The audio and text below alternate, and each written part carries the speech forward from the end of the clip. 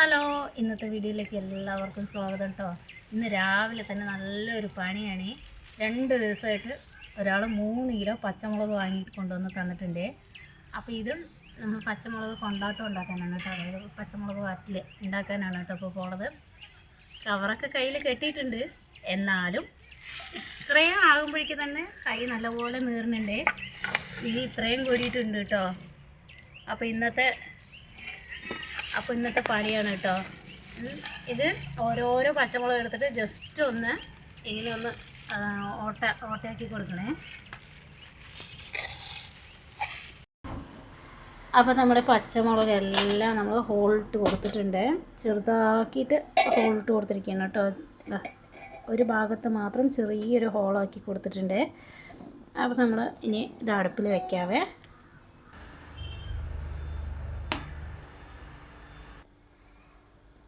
സംഭവം നമ്മൾ അടുപ്പിൽ വെച്ച് റെഡിയാക്കുന്നുണ്ട് കേട്ടോ. അപ്പോൾ ഇതിലോട്ട് കുറച്ച് കല്ലുപ്പും തൈരും മാത്രമാണ് കേട്ടോ ഞാൻ ചേർത്തി കൊടുക്കുന്നത്. തൈര് ഒഴിച്ചിട്ടാണ് ഞാൻ ഉണ്ടാക്കുന്നത്. ചില ആൾക്കാർ ഇത് വാളംപുളി ഒഴിച്ചിട്ട് ചെയ്യാറുണ്ട്. ഞാനിവിടെ തൈര് ഒഴിച്ചിട്ടാണ് കേട്ടോ ചെയ്യുന്നത്. കല്ലുപ്പാണ് ചേർക്കുന്നത്. ഇത് നമ്മൾക്കില്ലേ ഈ പച്ചമുളകല്ലാതെ എന്താ പറയുക, വെള്ള അരിമുളകെന്ന് പറയും. ഞങ്ങൾ പാലക്കാട്ടുകാർ അരിമുളകെന്ന് പറയും, വെള്ള കാന്താരി. അതിൽ ചെയ്യുകയാണെങ്കിൽ നല്ല ടേസ്റ്റാണ് കേട്ടോ കഴിക്കാനായിട്ട്. വാർത്തിട്ട് കഴിക്കുമ്പോൾ നല്ല ടേസ്റ്റ് ഉണ്ടാവുമേ. അപ്പോൾ ഞാനിവിടെ പാകത്തിനുള്ള ഉപ്പ് ചേർത്ത് കൊടുത്തിട്ടുണ്ട്. അപ്പോൾ ഉപ്പ് ചേർത്തിട്ട് നമുക്ക് നന്നായിട്ടൊന്ന് ഇളക്കി കൊടുക്കാം കേട്ടോ.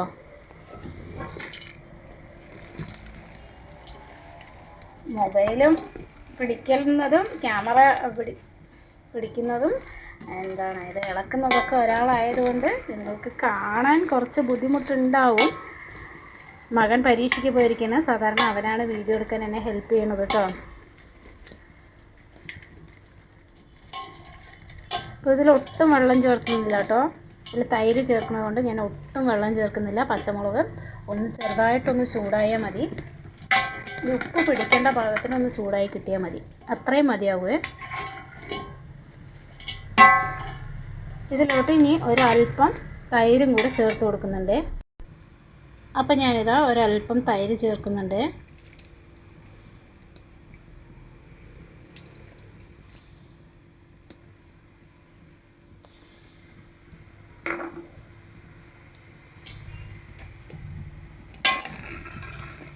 എന്നിട്ട് നല്ലപോലെ ഒന്ന് ഇളക്കി കൊടുക്കുന്നുണ്ട്.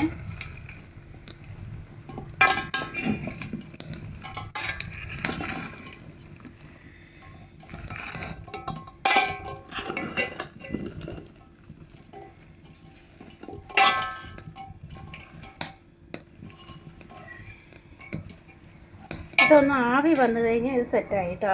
അപ്പോൾ ഒന്ന് ജസ്റ്റ് ഒന്ന് ആവി വരുന്ന വരയ്ക്ക് നല്ലപോലെ അടുപ്പ് കത്തിച്ച് കൊടുക്കുക. ആവി വന്നതിന് ശേഷം നമുക്ക് ഉണങ്ങാനിടാം കേട്ടോ.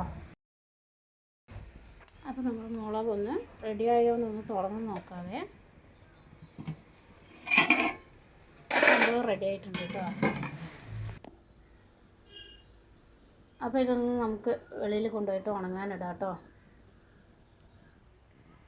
അപ്പോൾ ഇവിടെയാണ് കേട്ടോ ഞാൻ ഉണങ്ങാനിടുന്നത്. നേരത്തെ മഞ്ഞളൊക്കെ ഉണങ്ങാനിട്ടിട്ടുണ്ട്. മഞ്ഞളൊക്കെ ഏകദേശം ആയിട്ടുണ്ടെങ്കിൽ അതിൻ്റെ തോലൊന്ന് കളഞ്ഞ് കിട്ടിയാൽ മതി. നല്ല വെയിലാണ് കേട്ടോ.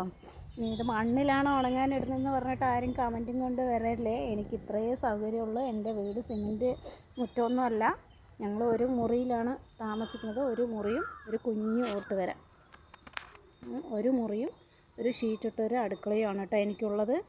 അപ്പം നമുക്ക് പതുക്കെ വീടിൻ്റെ പണിയൊക്കെ ചെയ്യണം. അപ്പോൾ ഞാൻ ഈ ഷീറ്റ് നല്ലപോലെ കഴുകി വൃത്തിയാക്കി വെച്ചിട്ടുണ്ട്.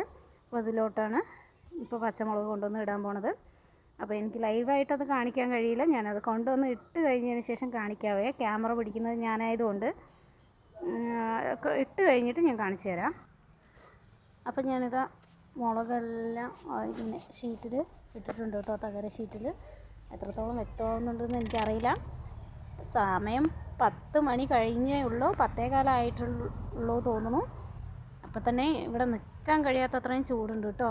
ഏകദേശം ഒരു 2-3 ദിവസത്തിൻ്റെ ഉള്ളിൽ മുളകൊക്കെ റെഡിയായി കിട്ടും.